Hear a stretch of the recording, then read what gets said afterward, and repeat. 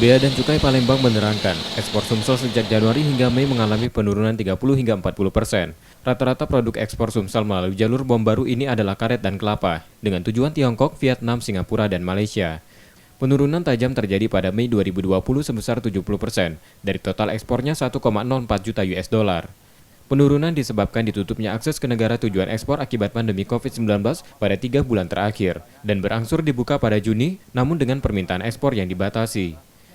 Pelabuhan bom baru mendominasi 75,9% dari total pengiriman ekspor komoditas Sumsel dibanding pelabuhan lainnya.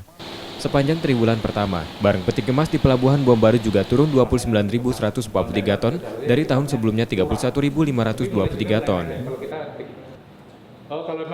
Jadi kalau secara ekspor jumlah kuantiti memang kita nggak dapat pungkiri bahwa karena pandemi ini kita lihat start dari angka itu dari Februari, Maret, April, Mei itu memang turun tuh. Posisinya memang sangat turun sekali tuh. Kalau kita bandingin dari bulan Juni dengan Januari saja itu bisa bandingannya sekitar 40%, 30% turunnya seperti itu. Seperti itu, kondisinya seperti itu. Untuk mengantisipasi penyebaran virus corona, ekspor barang maupun impor di Palembang Bom Baru Palembang diperiksa ketat. Rizky Oktora, Muklas Diferensial, Trivida, Kompas TV, Palembang.